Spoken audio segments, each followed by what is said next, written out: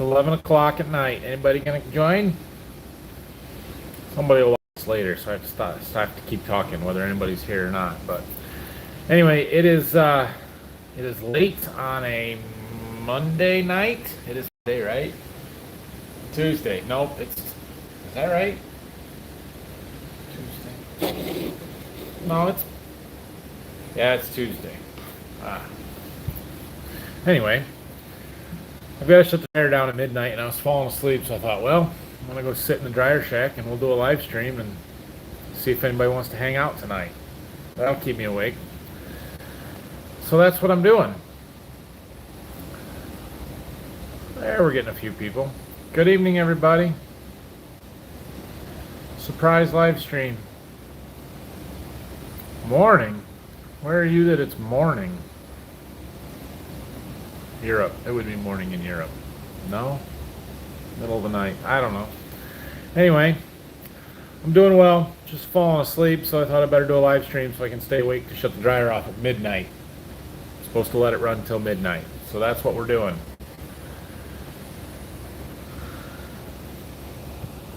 Everybody hear me okay? Should be able to. Sitting in the grain shed. We have internet here, so should be decent anyway. Good evening, everybody. Hi, hello. I'm doing well. How much candy did you steal from the boys? Some. That'll just keep happening as I want some. I'll just keep taking it. I've eaten about a dozen Snickers bars. The little, not the mini ones, the fun-size ones, which the fun-size Snickers isn't the worst thing in the world. So yeah, what else have I had? Some paydays, whatever. Yeah, I've taken quite a bit. Although they didn't get that much, because the one night Maddie took Grayson, my wife took my younger son trick-or-treating and the baby. Rylan didn't want to go. He was too busy working, riding the combine with me and Grandpa. So he didn't get much candy.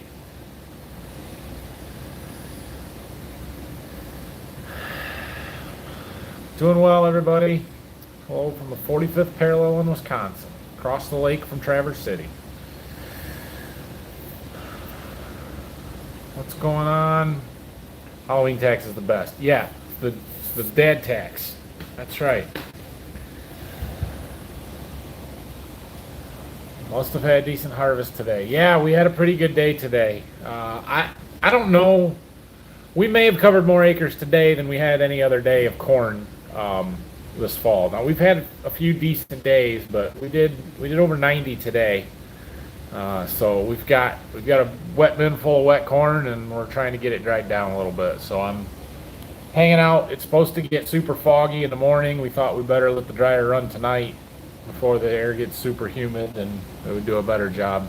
The bins are almost full again, but we're almost done shelling, so we're trying to get stuff finished up. So how about this warm weather? Hudson, Michigan checking in. Hey, Hudson's close. Yeah, warm weather is nice. I was in a t-shirt this afternoon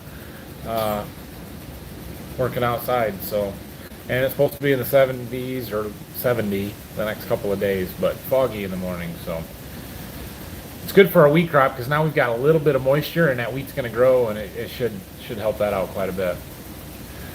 Saw today's crop data video. Looks like the fungicide is always a good thing. Have you seen a case where applying fungicide is not worth it? Yeah. In fact, I talked about it in that video, right? So some of those, well, maybe I didn't. I was going to, and I didn't. Some of those times where I put a second shot of fungicide on the beans specifically does not seem to have paid off.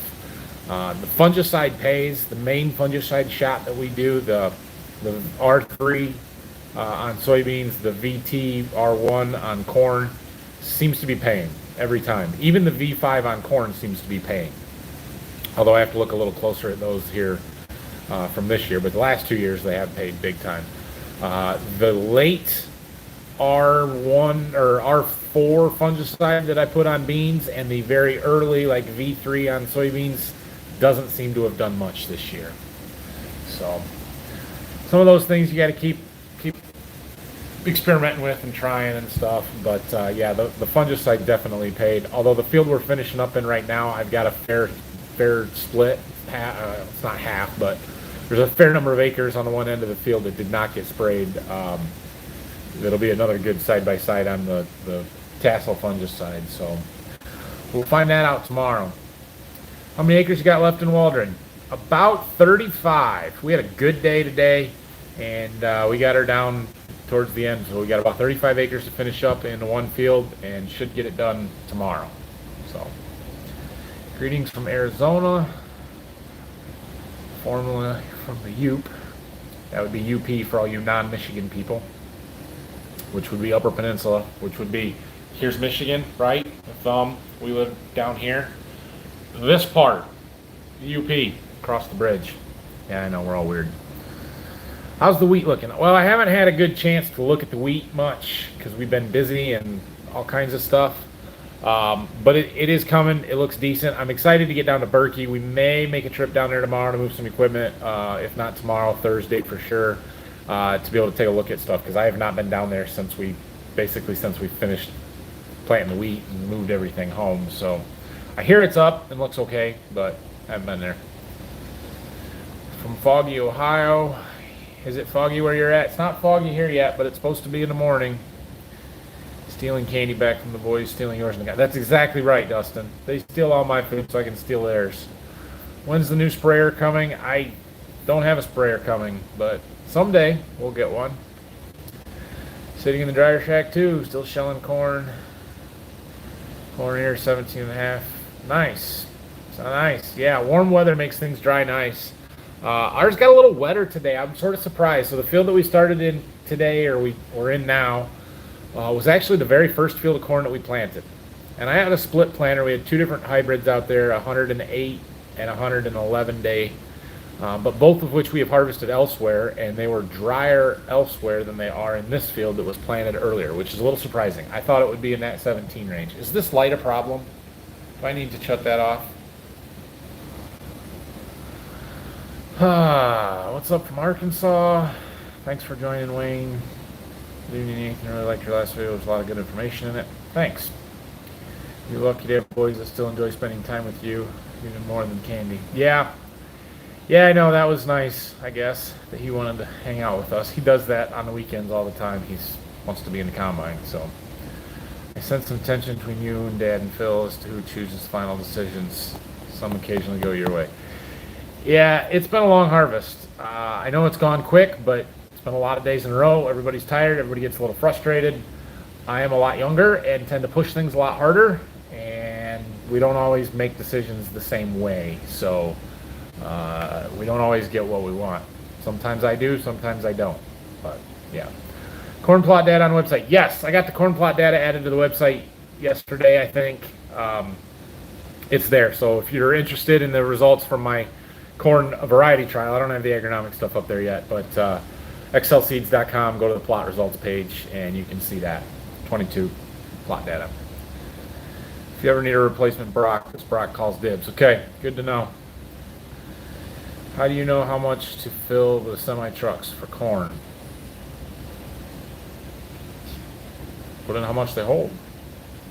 Now, I mean, when we're filling out of the field, depending on where we're at, if we're super close, across the street, around the bins and stuff, you fill them up. If we're farther away, the crane cart has a scale on it. You know how much you're putting in the trucks, and we shoot for a standard amount in all the trucks, or both of the trucks that we mainly use, to stay relatively legal.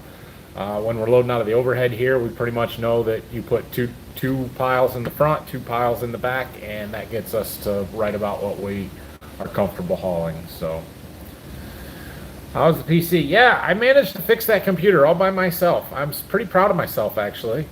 I bought that new graphics card and got it put in, and it works. It's good. I need a new monitor now, one that's capable of running 4K, because I have a graphics card to power it. So yeah, I'm pretty happy with that. Have you looked into putting fungicide on with your irrigation? I know that in Nebraska we did that this year. Yeah, so here's the problem with that, right? So my irrigation is through a hard hose traveling gun, not through a pivot.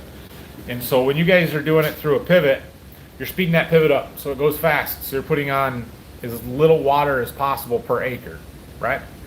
Now I can do that with the Traveler and I can speed it up, but all that water is still coming out in one jet, one nozzle in one spot, and it's still going to splash off that plant and mostly hit the ground. I can't do a low pressure mist and spray enough to keep most of it on the plant. And so I don't think fungicide through the irrigation would be effective at all. I think that would be a really inefficient way to do it, an ineffective way to do it. So it's just too much volume of water in a small spot. Does that make sense? Fertilizer is fine because you want the fertilizer to come in through the roots. So you're trying to get that water down into the soil with the fertility in it. But if you guys get the fog, how much will it slow you down? Well, the biggest thing is I think we've got to do some more trucking in the morning to get room for the rest of the corn. We're right around the corner of the field that we're finishing up in, so as far as harvest operations, not a lot. I mean, the damp corn stalks don't always feed in the best. It'd be nice for them to dry out, but we need to make a couple trips to the elevator, I think. We've got the trucks loaded up now to haul some more corn in, and we'll see from there. We're drying out of the wet bin now, creating some room in there, filling this 42-foot soup bin that we were pulling out of the other day.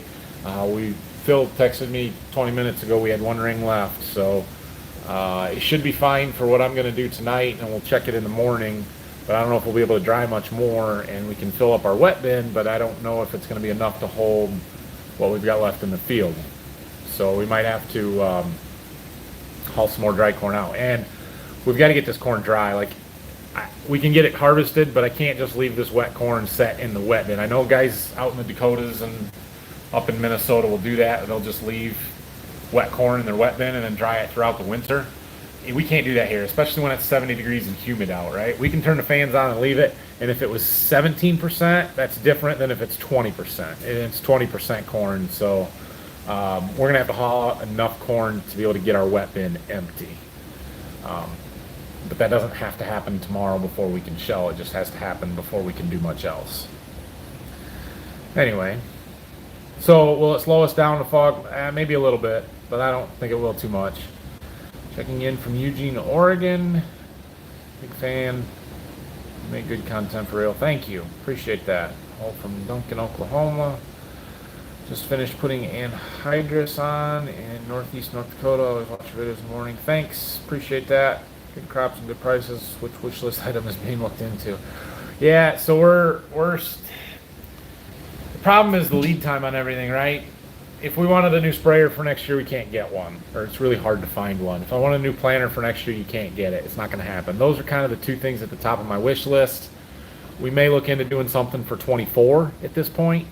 There's a couple other ideas being pushed around. We're still looking for a semi-truck, so we're going to get a lot more serious with that after harvest here and find a semi-tractor.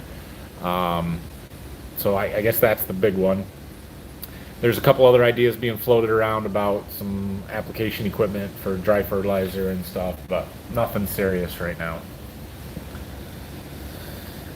Love the videos. Can't wait for the channel to grow. Sending love from Columbus. Thanks, Brock. Appreciate it.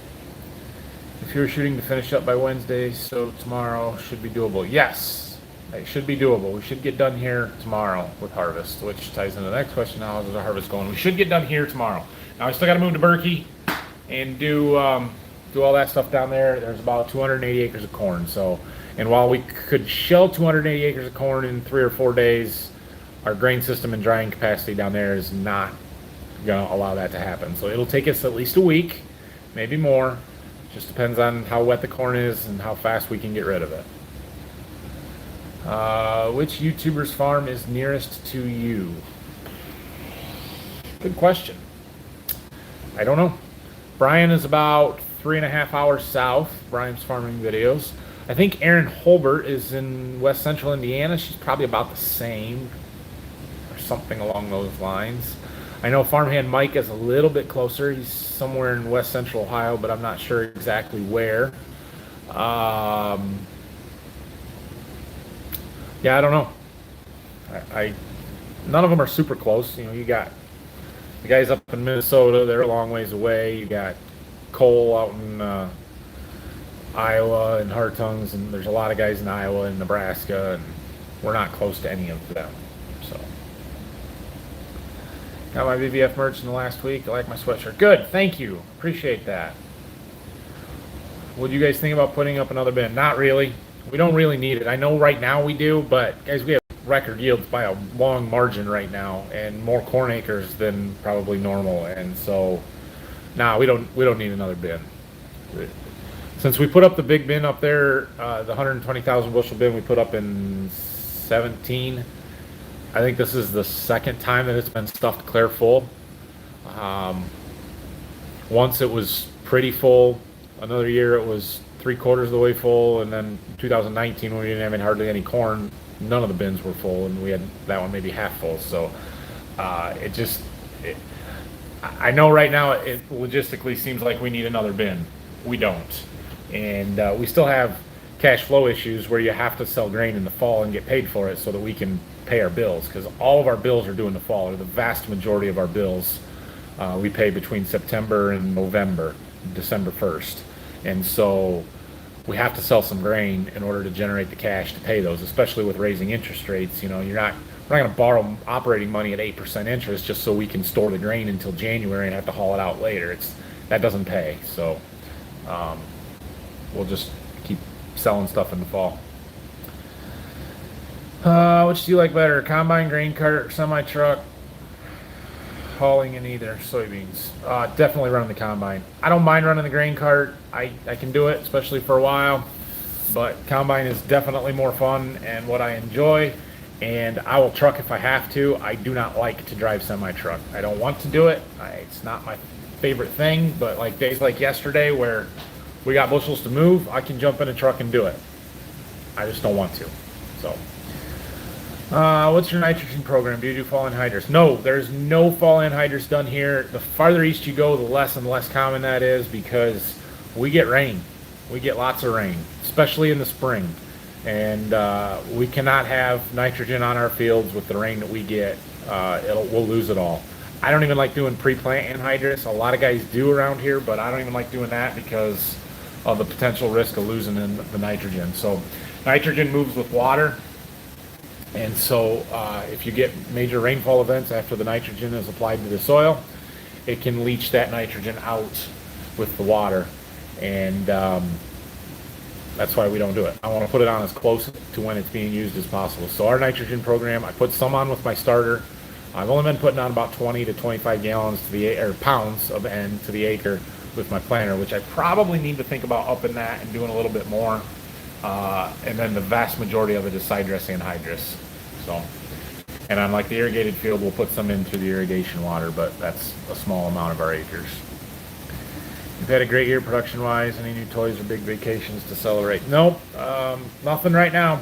So we're, like I said, we're kicking some ideas around on some equipment upgrades, but we've done a lot in the last 2 years, right? Especially that combine and that 8RX. We've spent a lot of money and upgraded a lot of equipment, and it was the right moves to do and the right things to do, and we've done them a lot more reasonably than we could now. It would cost us $100,000 more to buy the combine now than it did a year ago, I think, and that tractor probably $50,000 to $75,000 more than what we paid for it in January. So I think we did the right things at the right time, but yeah, we're like I said, we're looking for a semi truck, but nothing else too much right now. How much can you store between the two farms? Yeah, somebody keeps asking me this question and I haven't answered it because I don't really know. Let's do some math, right? Let me pull up the calculator on the computer that you guys are sitting on, and I'll do it right behind you. Calculator, not calendar, calculator right there. Okay, so we have one big bin that is 120,000 bushels. It's full of corn. We have another bin right behind me that we are filling with corn right now that holds 45,000 bushels. We have the GSI top dry bin that holds 20,000 bushels. We have the bin that we filled with the auger out back here that holds 13,000 bushels. Okay. We have the overhead bin that is full that holds 3,000 bushels. We also have our wet bin. Now the wet bin, technically we could fill it with dry corn. It's not going to happen this year just because of the process to do so is rather tedious, and it's just easier to not, so we're not going to. But for argument's sake, we'll say that it's there. That one holds about 11,000 bushels. Probably 12, but we'll say 11. Okay, so that's all our corn storage here at Waldron. That is 212,000 added up together. Now we also have another 42-foot bin out here at Butler Bin that's got soybeans in it. That one holds about 42,000 bushels. Where are we at? 212 plus 42,000. And we have two more little bins in the back by that one that we filled with an auger that are full of wheat right now. They hold 7,000 each, so that's another 14,000. That brings our grand total storage here at Waldron to 268,000 bushels, roughly. And they will all be full tomorrow. We'll have to haul some out and empty the wet bin. All right, so that's here. So then down to Berkey, remember that, 268,000. So down to Berkey, we have a 20,000 bushel dryer bin, same as the one up here, okay? And then we have another dryer bin there that holds about 6,000 bushels, the one we put the new burner on. We have a 7,000 bushel storage bin. We have a 5,000 bushel storage bin. That is 38,000 bushels of corn storage that we will have down there. We have another 5,000 bushel storage bin full of soybeans. Did not raise any wheat down there this year, so we don't have any bins full of wheat. So that's 43,000 at Berkey, plus the 268,000 here at Waldron. Brings us to about 310,000. Oh, there's a 3,000 bushel overhead down there as well. So somewhere between 310 and 315,000 bushels of corn, or of crops that we can store. Upgrade for the 9R in the near future. Nope, highly unlikely. Highly unlikely that we will do anything different there. That tractor is fine. We don't have any reason to upgrade it. We're not the type of farm that upgrades stuff every 2 or 3 years just to do that. The tractor that one replaced was a 2002 9300 that we bought in 2004 and ran it until 2014. So we don't need a power upgrade, so there's really no reason for us to upgrade that tractor. Maybe when it gets to 5,000-6,000 hours, we'll think about it. Have you seen Deere's new strip till bar? What do you think of it? Yeah, I saw their YouTube video they put out on that. Looks really interesting. I mean, it's clearly a competitor to the Kraus Gladiator, the Underfirth, what's theirs called? Underfirth Raptor. It looks like a really nice rig. I would love to try one. Farther away in the UK, you got some beat. Welker, welcome. I got you beat for what? 1124. What was I talking about 5 minutes ago? Grain storage? Maybe. What do you guys think the next tractor you will get? Tractor, well, we're probably a little ways away from buying a tractor, but what I would like to do is probably trade the 8R in and get something else on tracks. Whether that be another 8RX, which would be awesome, or more likely a 2-track. 8RT 340, 370, something like that would be my guess, but there's other things to do before that. So seem very efficient with your equipment for the amount of acres you do. I like that. Yeah, I feel like we are. I know a lot of operations our size would have 24-row planter. They'd have 12-row corn head, bigger stuff. Our problem and the bottleneck is obviously the hauling and trucking side of the grain. So yeah, we do a pretty good job though. But a lot of that is hours, and something that I'm trying to manage as we move forward here in the future is how do we be more efficient? Because with my dad and Phil both getting older and slowing down some, not a lot, but some, there's a void here where I'm the only person in that generation until my boys are old enough to start doing more, and that's 10 years out. And so how in the meantime do we be more efficient, and do I get more time at home? And things like a high-speed planter would help that out a lot, where I don't have to put in as many hours and still can cover the ground. So I'm thinking about those. Those are always in the back of the idea. So is there any plans to demo a strip till unit in the spring? There is not. Spring strip till I don't think will work. I need to do fall strip till, and it's not going to happen this year. I'm going to try and get something lined up for next year. But why not more irrigated land? Well, because we don't have to. I mean, we're raising 220 to 250 bushel corn this year because it rained. So would irrigation help? Yeah, undoubtedly more irrigation would help us. That would be awesome.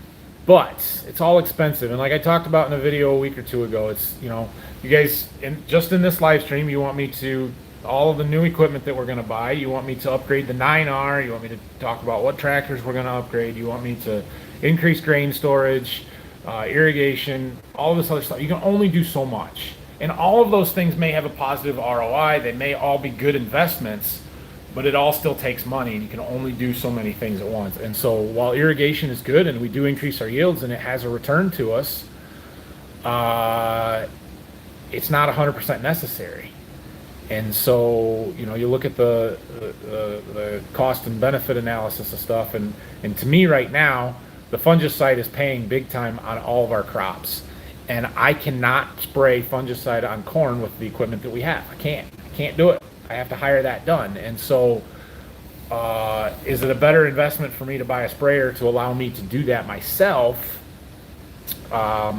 or to put up irrigation on more fields? And what's the cost of each of those? And I could go either way, right? But I can tell you which one's going to happen and which one's not. Thank you for your videos. Really enjoy sharing your knowledge, grain farming, more with each video. Thank you again. You're welcome, Dan. Between you and Zach and Brian are the best Minnesota people that I watch. Well, Brian and I aren't in Minnesota, right? Do you know Belding, Michigan? I do know Belding, Michigan. I've been there. Daryl, thank you for that super chat. That's very generous of you. Currently been watching older videos. I'm on 415 with about 150 last fall when I started watching. Whew, that is a commitment, man. Nice job. 9.2% interest of operating loans. I'm going to say equipment sales will slow way down. Yeah, exactly. That's exactly right? So it is, you got to tighten the belt up here a little bit and not borrow money if not 100% necessary. So did you make any progress on the cell phone provider? I know what it is. I know it is an AT&T tower now. I have that information. I've been too busy to do anything. I've kind of looked online and researched stuff a little bit on what it would take to switch. It's going to happen. I just haven't had time. 12-row high-speed fully mounted planter would be nice. No. I'm not going back to 12 rows from 16. I know high-speed would be faster than my 16-row slow planter, but nope, I'm not doing that. And the mounted thing interests me. The problem is the width. I can't do a 16-row mounted because it's too dang wide going down the road, and we have narrow roads here. So if you're there, my dad and uncle the same way, slowing down on 125. Yeah. Did the new tractor help with compaction? Watch, not tomorrow's video, but the day after. We're going to do our compaction test tomorrow. It's easy to spend your money and time. That's exactly right. New DJI drone can spread 300 acres an hour. I don't know about that. 300 acres an hour is pushing it. But I have seen that new drone, and it looks very interesting to me. If I fill a new truck, probably the last one he'll ever need. It's a consideration. Thank you for the videos. Thanks, man. Appreciate that. Have you missed Brock? I mean, I haven't missed Brock personally. It would have been nice to have Brock around a couple of days to run grain cart for us and get some more stuff done, or for Dad to be able to work on tillage rather than being in the combine. But it's fine. He can take time off and do whatever he wants. We're doing just fine. So, Welker's commented on my video. Can you believe that? That's awesome. Thanks for joining, guys. Nick? I assume it's Nick. I'm going to have to run into you guys at one of the farm shows here eventually. How was FFA convention if you're still around? I saw you guys were down there. I wish that that was something that I could attend more often. You do well for a couple older guys and yourself. Yeah, no, we do. We do really well. And we're covering ground in a hurry, so it's good. I know you guys, you see the guys in Minnesota are all finished up with harvest, and a lot of other farmers on YouTube have finished up and are done and stuff, but you look around here, and it is not that way. I mean, I've talked to 2 guys in the last week that either haven't or are just starting on corn around here. They're still finishing beans up. There's a lot of corn to be shelled. Now, when we go to Berkey, whenever we get there this week. We'll probably be the last ones down there. There probably won't be much left happening in that area. But for the most part, we're way ahead of the average person around here. So I feel pretty good about that. Hello from Washington State. Always enjoy your videos. Thank you. Glad you catch them. Did you have a side-by-side with that Black Label stuff? Yeah, I need to look into that a little bit closer. I used a lot of that Black Label zinc nutrient product. I don't know that I actually had a side-by-side because it's a starter thing. It's a lot harder to do side-by-sides with that. So that's one of the things that I really have to sit down and spend a day analyzing data and looking at, did that pay, did it not? Same thing with the Xyway. Somebody asked me about the Xyway stuff on the video today, and yeah, I have those trials. I have a split field down to Berkey that we're going to look at, so we'll see if that made any difference down there. But part of my problem is I stack trials, or at least have multiples in the same field, and that makes it a lot harder to analyze them. So you got to really dig into that data and look at it and isolate out blocks and areas in the field in order to tell if it actually made a difference or not. So yeah, we'll figure more of that stuff out when we get time. How's the new house? The new house is good. It is very nice. Happy to be in it. Still got some work I'm trying to do, and that's when we're done with harvest and we're done with tillage and things calm down. Like, we're gonna keep working around here, but I'm gonna probably take a week and go spend it just chilling at my house, working on a few things here and there. And I got to get my seed warehouse cleaned out. We're going to start bringing seed in here real fast. I still got the treater all set up for wheat. I got that conveyor down there I got to get out.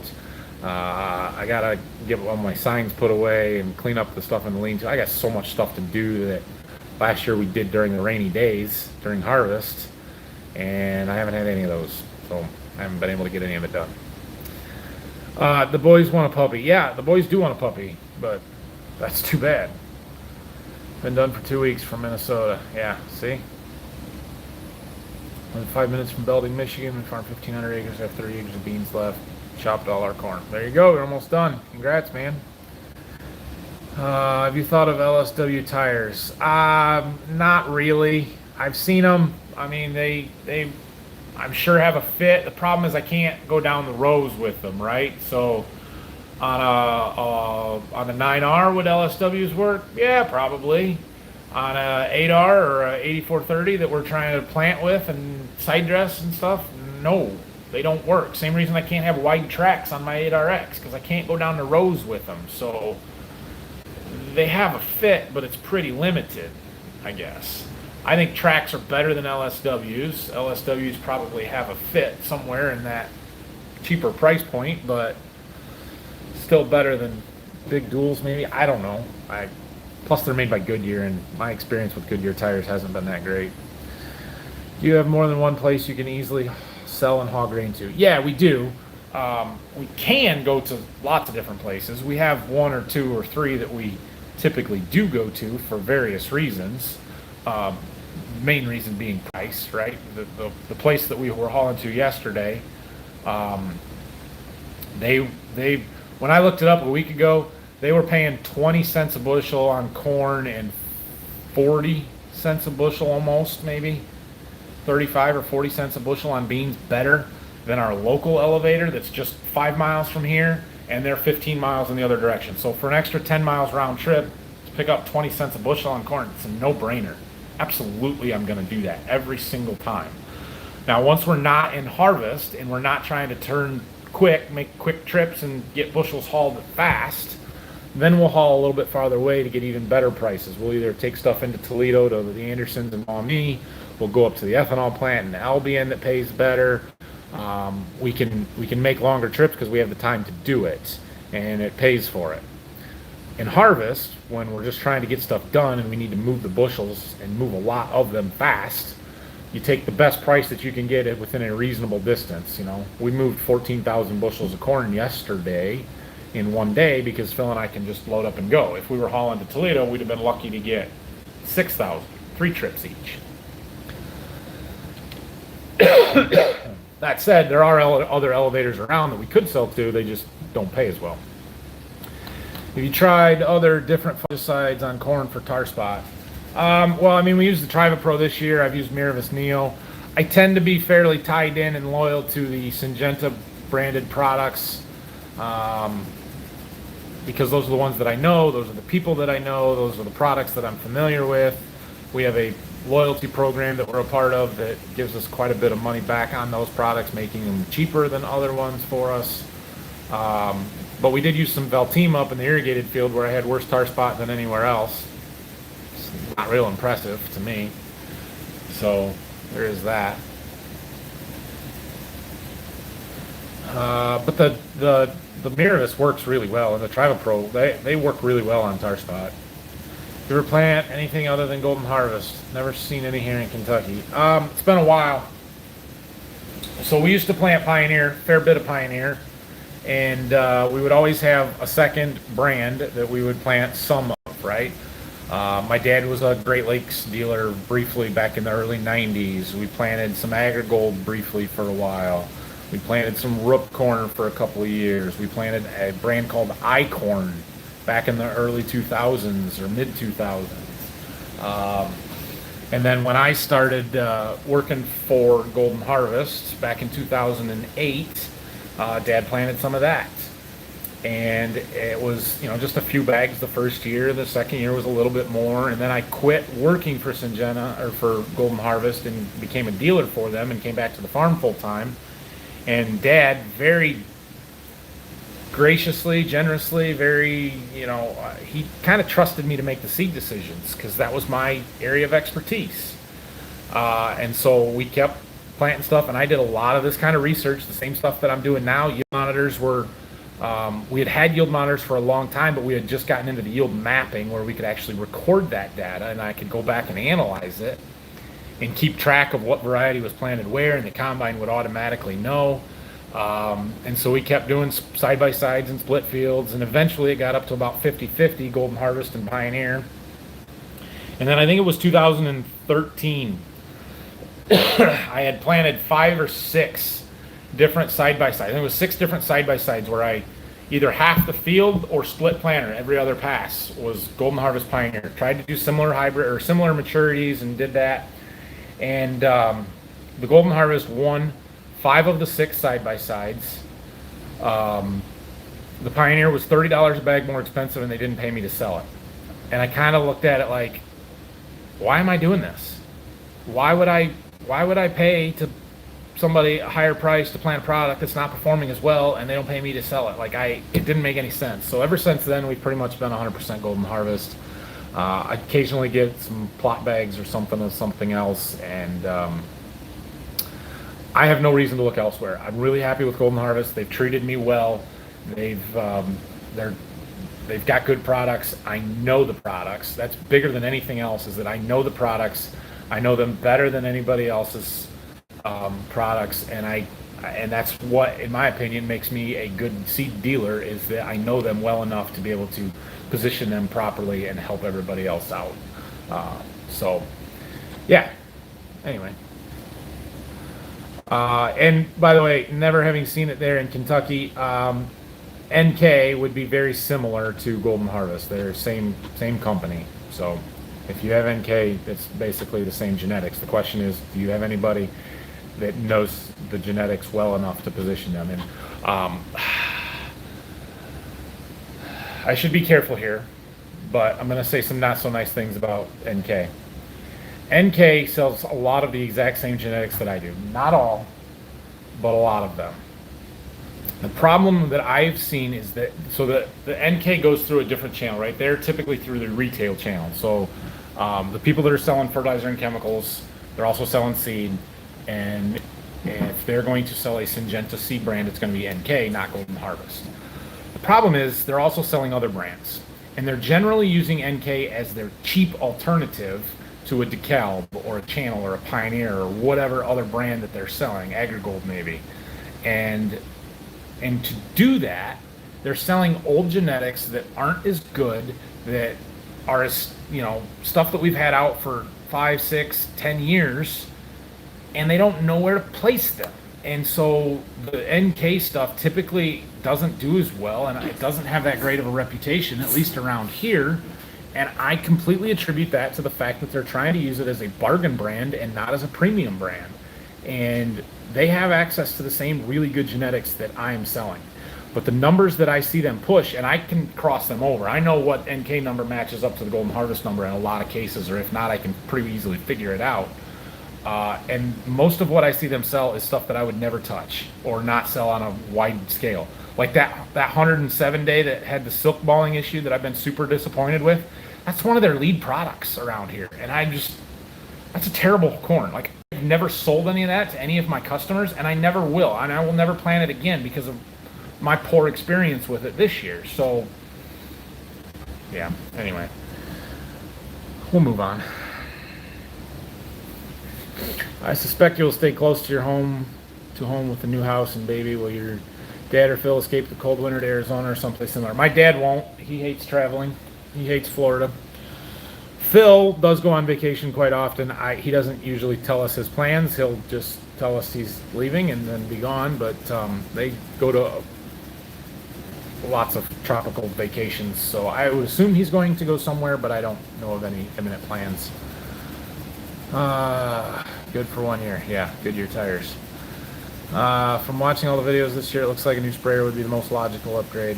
Yeah, it is. It's just also $500,000, and you can't get them if you want one. So those black humic products really took off by us here. I'm from Wayland, Michigan. I tried to foliar feedbacks on soybeans, saw a huge yield difference just visually to the eye. Yeah, I am. That's kind of my next area of focus. I think is humic acid products and sugar products, because I think there's a lot to that stuff. So we're gonna work on that, which is part of the reason that corn planter is high on my list, because I think I should be doing in-furrow and 2x2 fertilizer, and too expensive to set it up on the planter that I have, so I'd rather buy a new one, start over. Hello from out here in California. If you're looking for a semi, wait till after the first of the year. There'll be a lot of them off the road out here in California that are rust-free trucks. Oh yeah, because you guys in California have to have new semis out there. I remember. Yep. Are there any plans to trim or cut down any more trees? Love watching your dad process them, make some beautiful boards. Well, he's got a pile of logs to cut up, but yeah, we're always cutting down trees. There's always trees to cut. I jumped in the combine with Dad for a little bit today. We were doing some end rows along the trees, and he's like, "So I was thinking." Oh yeah, that's okay. What are we thinking about? He says, "Well, I had some time the other day, so I was in here and I was thinking about how much trees that we have and fence rows and stuff." So he added it up. He added up how much trees and fence rows we have on all of our fields around here, and I think he came up with a number of 7 miles. Is that right? Is it 7 or 14? Anyway, it's a lot. So we have, like, at a minimum, we have 7 miles of tree lines, fence rows, woods, and stuff that he needs to trim up. And his takeaway from that was a very depressed, I guess I'm not going to get them all, which I thought was funny. Hold on, I got to turn the heater off.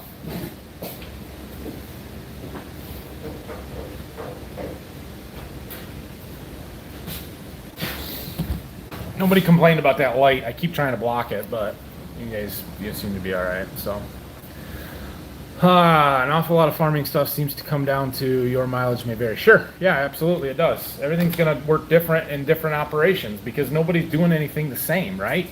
I don't do things the same as my neighbors down the road. So me adding a product in to solve an issue that I may have may not be an issue that they have. It may be totally different. I think there are some things that are the no-brainers that are going to work across the board.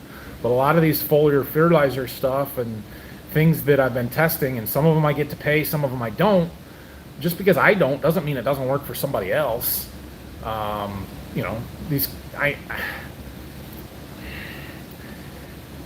These companies aren't all just selling snake oil, right?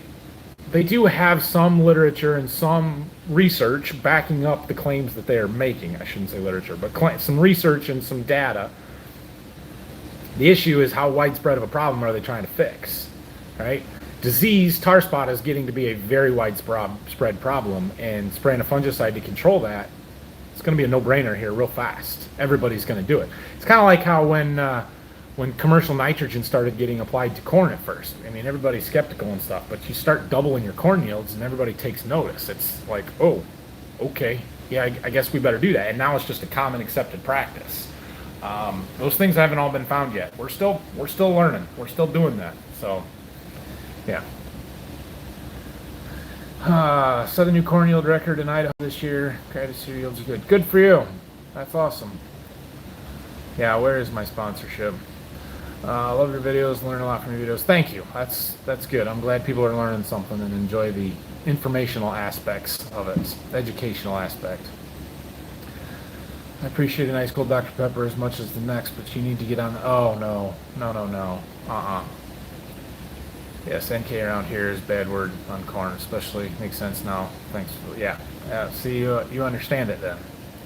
If you went to NK and you got a brochure, a product guide from them, and you picked out the new good genetics instead of the old cheap genetics that they want to sell you, basically ask them what they recommend and pick anything else, you might be surprised.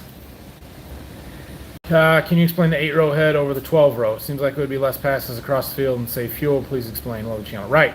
How often have you heard me say we've caught the trucks this fall?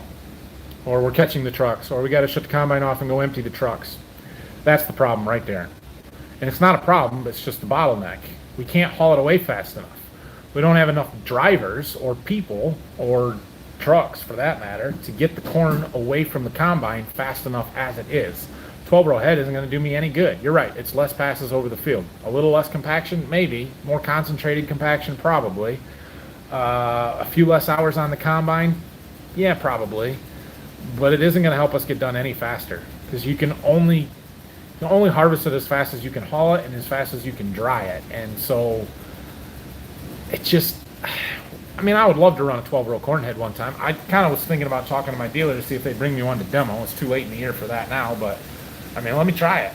But the logistical issues that a 12-row corn head would cause for us would be a nightmare, would be a headache. And we have no reason to do that, especially with a 16-row corn planter. The 8-row matches.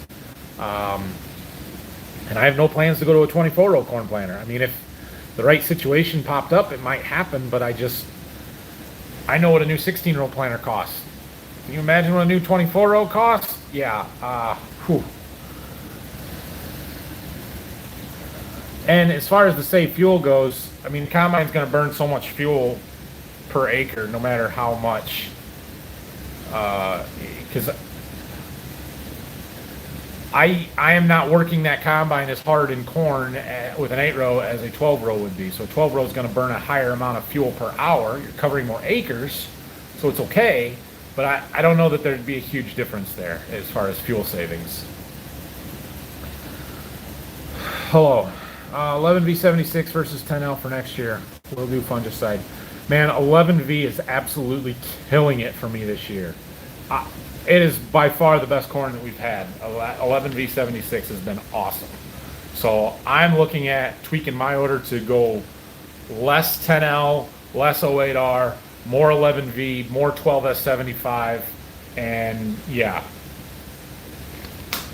I still really like 10L16.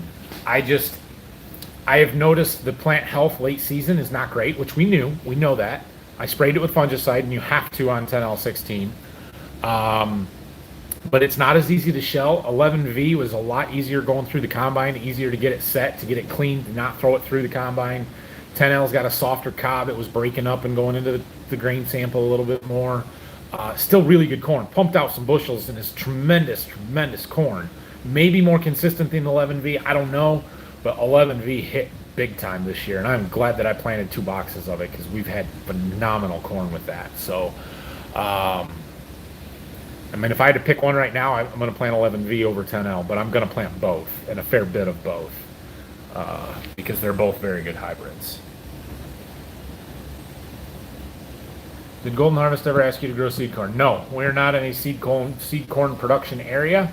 Don't have the irrigation, don't have the equipment, don't do that. There's no processing plants close to here. You got to go west, southwest Michigan quite a ways, but growing seed corn is not like growing anything else. You have to be set up for it. It's a hybrid. It's a whole process. It's not like beans where you just grow them like regular beans. If you like Golden Harvest over Pioneer, I'd like to get some and try it in Idaho. I don't know if there's Golden Harvest dealers in Idaho. You have to look and figure that one out. But yeah, Golden Harvest has got good stuff. If you had enough trucks, then your grain leg would be the bottleneck, right?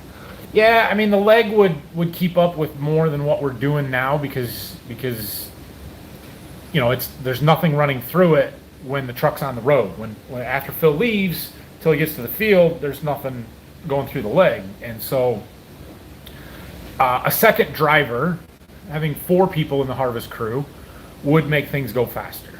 We could do that, and then the dryer becomes the bottleneck. Now that said, it is not unreasonable for us to have a full wet bin at the end of the night and let the dryer run all night as long as we have the storage and capacity to do it, which we don't right now, which is why I'm sitting here at 11:57 getting ready to shut the dryer down, which we are going to do here shortly. So you can manage around that. The easiest way for us to speed up harvest would be to have a 4th person on the harvest crew and have 2 people trucking. But we don't have that, and it's okay. I mean, we're still doing really well, so. Ready for the shop videos, learn a lot from you, able to apply some information to our operation. There you go. So yeah, the videos topics shift drastically here when harvest is over into the shop work and going through everything. So it's going to be fun this fall with a couple of different pieces to do. You know, we've got the new combine, which we did a little bit to last year, but not a lot. We'll go through that a little more thoroughly this year. And the 8RX, getting that all cleaned up and shined up, and shouldn't have a lot of maintenance to do, but yeah, it'll be fun to get that one in the shop. Doug, another very, very generous super chat. Thank you. Glad I caught you late night live.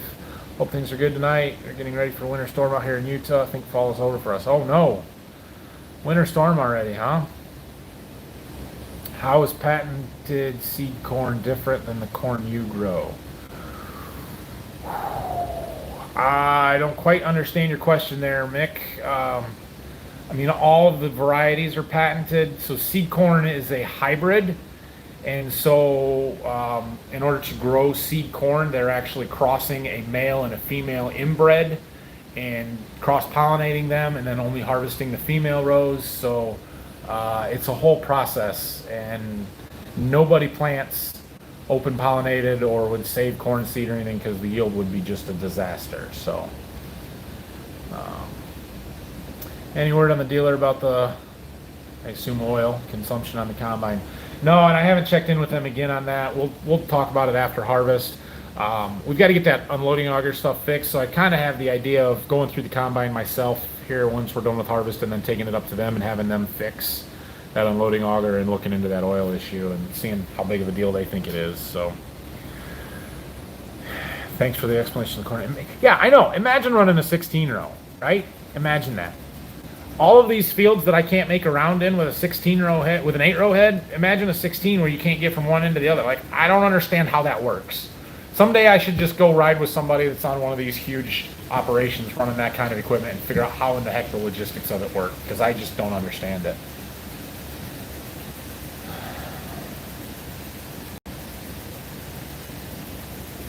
How many acres does a box of seed corn plant? Depends on your planting rate a little bit, and how many units are in the box. Our boxes are 45 units on seed corn. Plants about 115 acres. Thoughts on extend versus enlist? Either one is fine. We have our dryer's printing a report for the day. How many bushels did we dry? 22,118 since 8 o'clock this morning. That's a pretty good day. Anyway, yeah, I gotta get this dryer shut down here pretty quick. Anyway, what was we talking about? Oh, extend versus enlist. The extend flex beans did pretty well in my plot this year. Have done well, but the enlist beans have been outstanding for us as well. Whatever one you want to plant, I don't care. We have very good ones on both sides with Golden Harvest.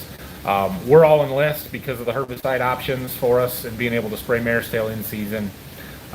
We had done the extend in the past and even sprayed some Ingenia in season, but it's just too high risk around here. In the eastern corn belt, I would say that 80% plus of the beans are enlist. In the western corn belt, 80% plus are extend flex. So kind of go with what's popular in your area would be my suggestion. Do you pay both Ohio and Michigan tax depending on which farm you are at? Yeah. Yes, we pay taxes depending on where the parcel is located. Absolutely. Can't wait for Brock in the combine with the pressure washer. Yeah, me too. Buy the wife a 10-wheeler and let her and Anna truck. Yeah, I don't think that one's going to happen. Has the dealer said anything about the combine oil usage? They have not, but we haven't addressed it a whole lot. Can you hire private grain trucking? Yes, we could. But that's expensive too, and we have the trucks to do it. And hiring private grain trucking from field to farm would be a little more difficult than farm to elevator. If we had a need for it, we could do that, yes. Did I see a 24-year-old cornhead at Farm Progress Show? Yeah, I heard about that. That's a heck of a day. Thanks, David. Yeah, that 22,000 bushels through the dryer, that was a pretty good day. Let's see. Yeah, we still got 3 lights on our wet bin, so it's about where we started the day. So yeah, we shelled 20 truckloads of corn today. Well, that's pretty good, but it is a little after midnight, and that was when I was going to shut the dryer down. So I'm going to go ahead and do that. Come out to our panel here and hit the fuel control. So that shuts off the metering roll, the drag, the burner, then leaves the fans run. We'll let the fans run until it cools it down a little bit, gets down under 100 degrees. It's plenum temperature. And now my dryer master is yelling at me because the discharge rate is low. He'll yell at me again in a minute because the temperature is low. And we can shut the fans off, we can shut the leg off, and we can go shut the generator off. So thanks everybody, have a great night. Appreciate you joining this one. Thanks for those super chats, you guys. Those were super generous and very much appreciated. And we will see you again tomorrow. Video comes out tomorrow morning, 8 o'clock. We had a really good day shelling corn today. Did over 90 acres. It was an awesome day. And they should finish up the corn here at Berkey tomorrow. Tomorrow I'm going to do that compaction check strip where we harvest each row of the planter independently and see how much difference there is from row to row, specifically around where the tracks and the planter tires and everything are. We'll see how it compares with last year, see if that ARX made us any money this year or not. So anyway, any more issues with the dryer? No, we have not had any more fires, so that's good. So anyway, good night everybody. See you tomorrow.